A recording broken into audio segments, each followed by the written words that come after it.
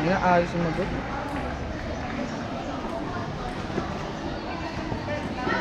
Dad, we need to talk. I think this is the right time to kill that damn threat.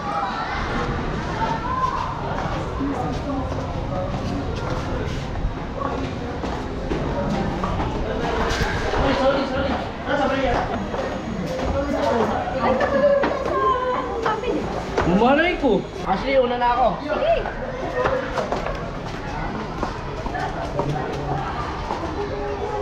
Boss, andyan na ba kayo? Palabas na siya. Handa mo na yung mga bataan natin dyan. Simulan na natin ito.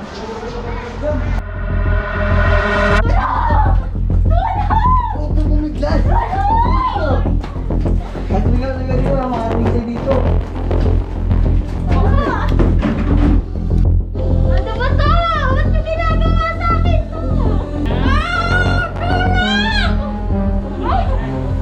Ingay mo, at tumigaw ka tumigaw dito. Walang makakarinig sa'yo, ha? Ingay, patay mo yan ah. Pabala dito, boss. Dad, tapos na may pinapagawa ko sa inyong trabaho. Oo, tapos na. Sige, mamaya-maya punta na ako. Bakit ma'am? Keeper, Ano kailangan mo? alam mo ba kung nasan yung kapatid mo? Hanggang ngayon hindi pa siya umuwi.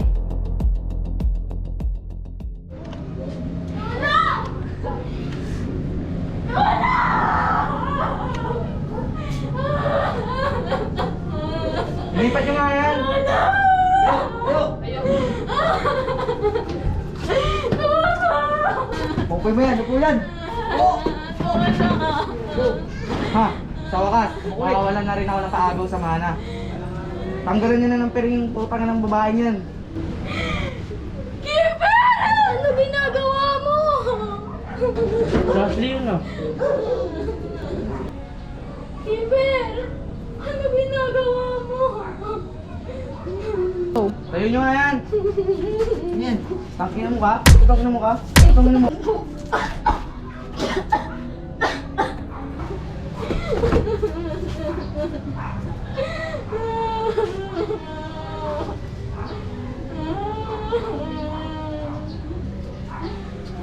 Kayo na bahala dyan ha? Sige, boss. Kami na bahala dito. Mga buhay pa to, boss. Wala na yun, patay na yan! Sana. Wala, yawa mo dyan! Ano pa gagawin natin dun, boss? Sigpit na ba natin yan? Oo, dahil sa sabon na natin bahay. Tara.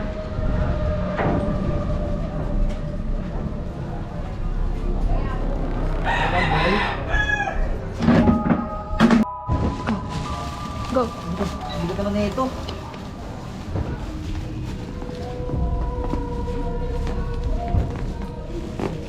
Ikaw ba dito, boss? Wala bang makakakita Ano lang to? Huwag mo na, baka may tao dyan. Ka lang. Tapos natin ito. Uy, yan! Marcos, Hello, Marie. bakit ka tumatawag? Anong kailangan mo? Simple lang makailangan ko sa'yo, Marie. Bigyan mo kay Keeper ang company ng buo at walang ibang kahati. Kung gusto kong makita ang buhay si Ashley. Teka, si Ashley? Ano ba sinasabi mo, Marcos? Bakit di mo ako puntahan dito?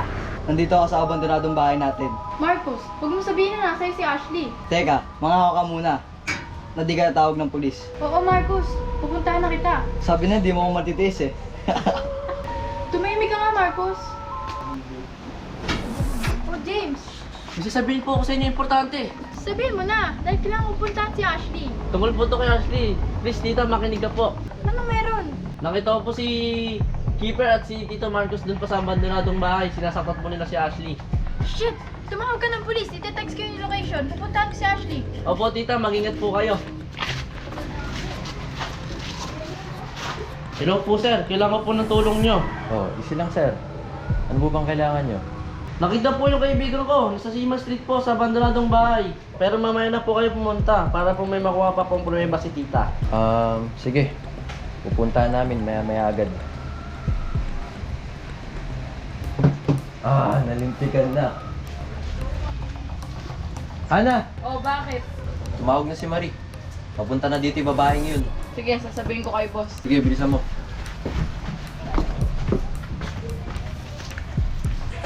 Boss, papunta na dito sila Marie. Tinimbrihan ako ni Sean. Sige, alam naman na siya, napapatay niya ako mamaya. Asan na si Ashley? Ilabas mo yung anak ko! Dad, ano? Napatay niyo ba yung walang kwentang babaeng yun? Keeper, Ma'am? Anong ginagawa mo dito? ikaw ang anong ginagawa dito? Nak, pagkakabahan. Pinakumbinsi ka na ng mamay mo na bigyan sa yung company. Ayop ka! Marcos! Tabi! Marcos! Marcos! Sige na, magsapa ka na ng kaso para makakuha ng hostisya. Pero, Sige na, umalis ka na! All rise. The court is now in session. Honorable Judge presenting. Nung oras ng pagpatay, sinabi mo na umalis ka at nasa bahay ng kaibigan mo.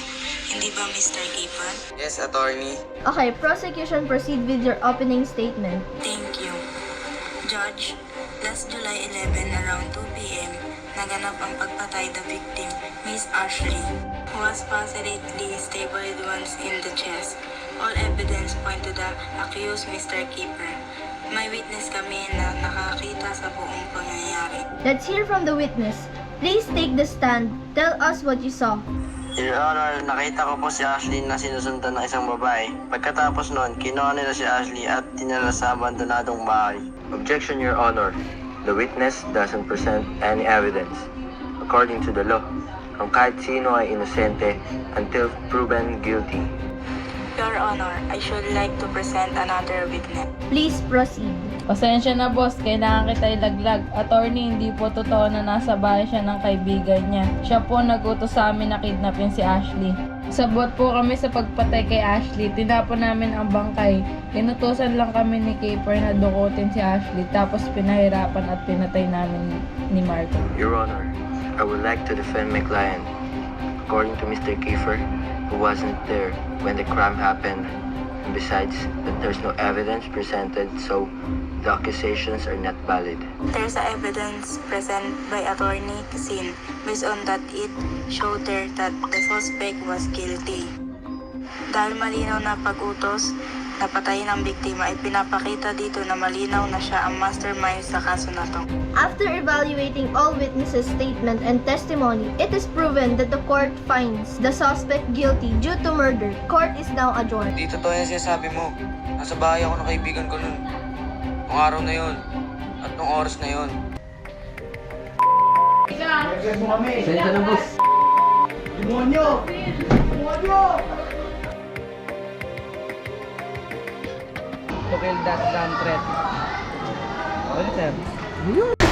Oh, wait lang, Ashley! Sabay na kami! wait lang, mamaya na! Wala pa. 1, 2, 3, go.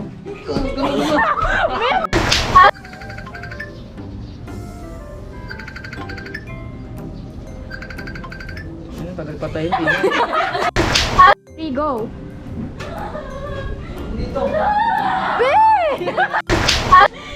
Ha? Sa wakas, mawala rin na. Keeper! Ano ginagawa mo? Tama to ka nakatingin na sa harap mo si... Go! Keeper! Ano ginagawa mo? Patayin na natin to. Oh, yung bobo! Ano guys, binabagyo na kami dito guys. Binabagyo ng kagad. Gusto niyo patayin ko perp ako. Purple ka na. Hindi ka. Nakikita ba yan? Okay. Kung napapanood mo. Ipakita mo yung pinagagawa natin. Gusto nyo wala kami sinabi. Punta ka malolo. Anong kailangan mo? Okay na yun. Anong meron? Nakita ko po si Keeper at si Tito Marcos dun po sa abandonado. 3... Wait lang, nasan na ba ako? Game. Game na? Okay. Nakita po yung kaibigan. Wait lang. Nagtatawa ako eh. Oh. Ano ulit sasabihin ka? Ulitin ba yan? Ewan, good. Sabi na, di mo ako matitiis eh. Sabi na di mo ako matitiis eh. 1, 2, 3, go. Wait lang. Go. Papunta na ako kay boss. Okay.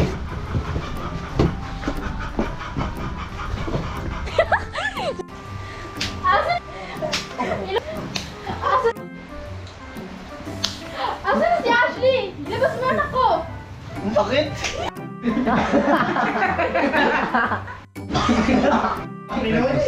Asan? Sa parang kaso, para makukustis siya.